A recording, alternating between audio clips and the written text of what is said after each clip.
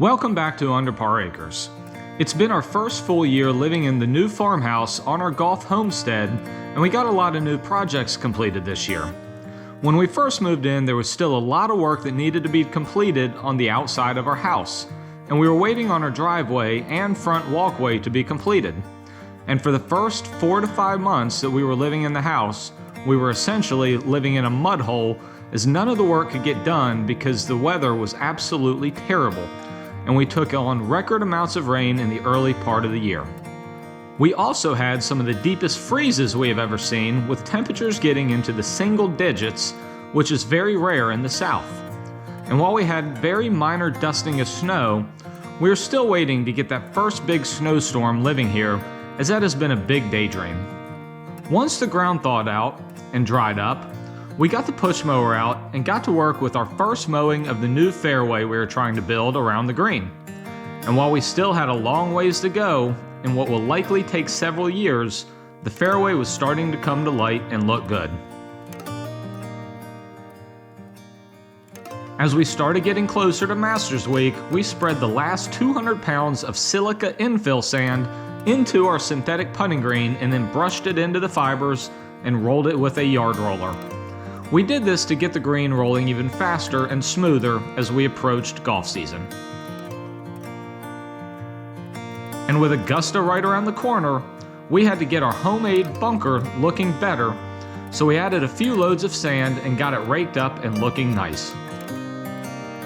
Once it was time for Masters Week, we had the grass around the bunker looking lush and green, and our practice putting green was looking the best it had ever looked.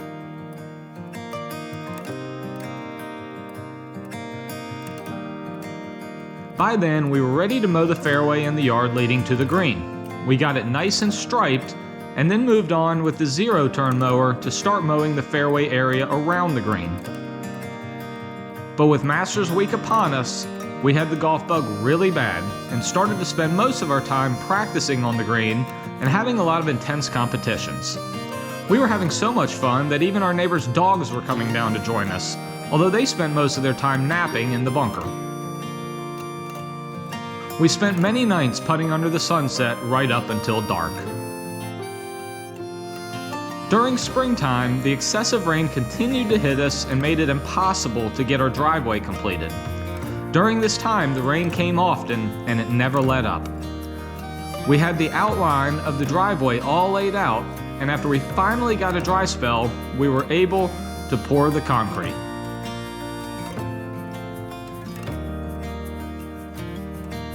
And then a few weeks later, with no rain, they were able to come back and build the front walkway. Soon after the walkway went in, I quickly realized this was a perfect spot for a new tee box. So I set up a chipping mat I had laying around and started working on wedge shots. I quickly came to realize that from the mat to the back left hole location on the putting green, it was exactly a 100-yard shot.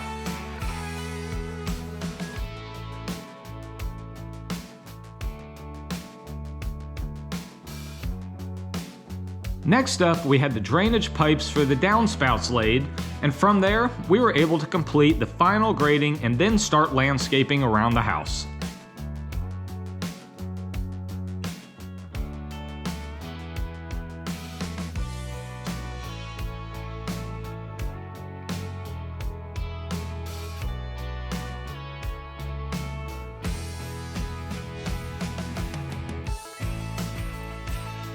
Getting the plants and pine straw in was a big step forward, but we still have a lot of work ahead of us leading into next spring.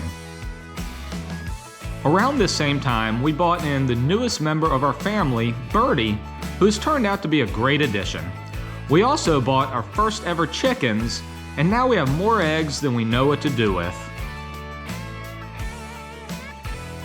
Our biggest project of the summer was adding a new tee box 15 yards up the driveway. This spot will make our golf hole total out to 196 yards. We wanted to make this tee box look really good, so we went all out with crushed gravel and landscape stones, and we put a lot of hours into this job. Once complete, it was looking great, and we spent many evenings hitting balls down the hill and to our fairway and putting green.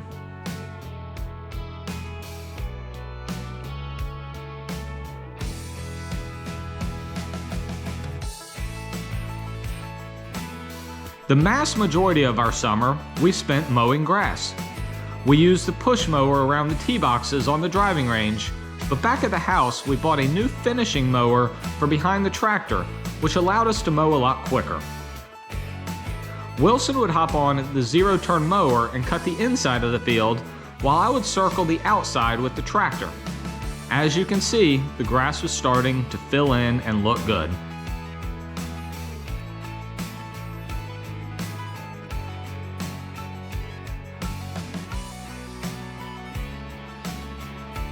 The best part of the finishing mower though was that I could take it over to the driving range and keep the fairway mowed nice and low to where we could find golf balls.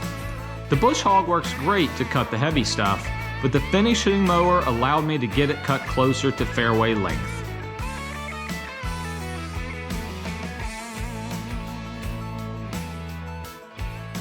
And in mid-August, I gassed the tee box area to kill all the weeds and grass, and we then came back and tilled it up and eventually seeded it with rye so we can have a grass tee box by next spring. Another new purchase we made this year with our YouTube revenue was the Stihl FS91 Weed Eater, which quickly came in handy with all the trimming we had to do. It helped keep all the tough to mow spots cut down, but also, with the brush cutter attachment, I was able to cut the marshy pond area in front of the putting green when it was too wet for the mower.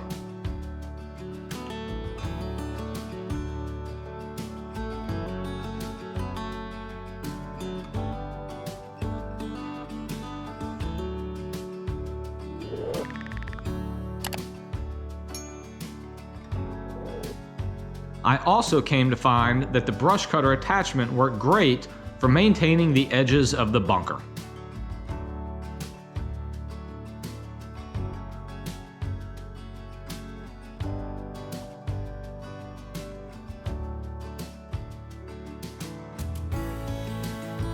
By far the biggest and most exciting project of this year, however, was back in October when my old college teammate brought out his 60-pound Kamtsu excavator and in just 3 hours' time cleared out the last 200 yards of the trails that I had spent 2 years cutting by hand through the woods. This saved me a huge amount of time and energy, and all I had to do once he was finished was run the tractor and box blade over the trail a few times to smooth it out.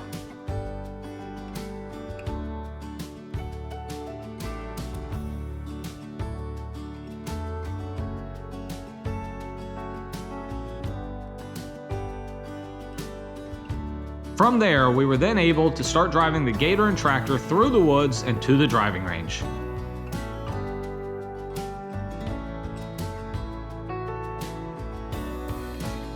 And from the house through the woods to the tee box is exactly half a mile, and we now plan to spend countless hours on the driving range hitting balls out into the field.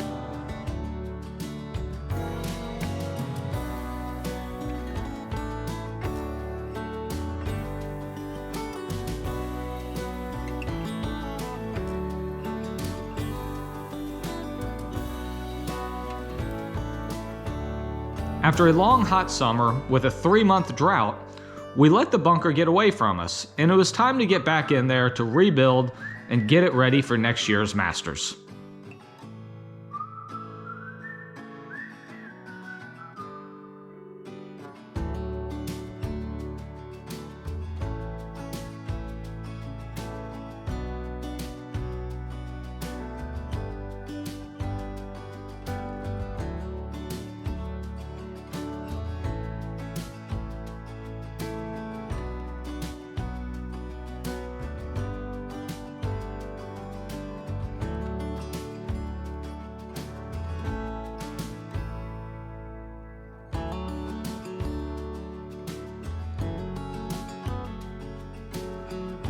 We also got started on trying to take the fairway to the next level as we spread a mix of sand and topsoil all around the ground to try and smooth it out and prepare to grow better grass.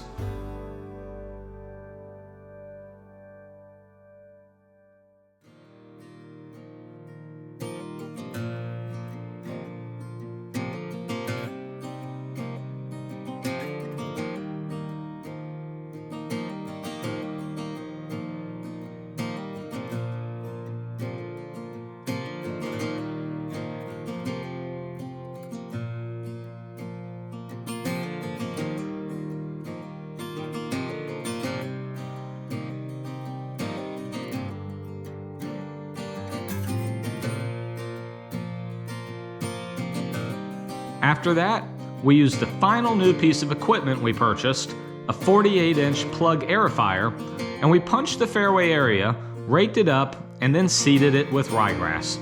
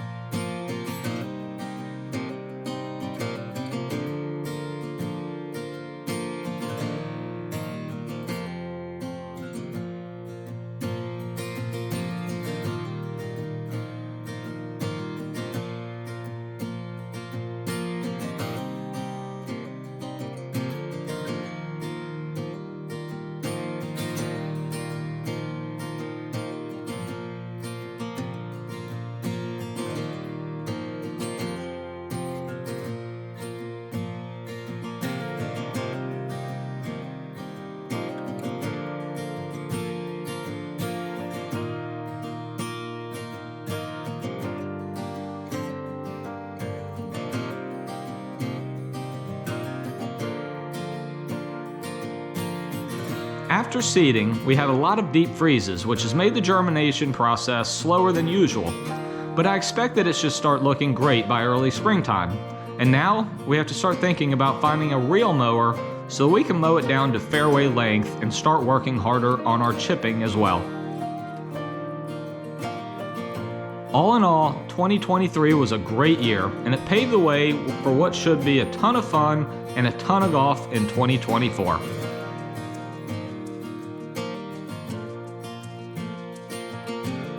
And we just want to say a big thank you to all of you who have been watching us throughout this year.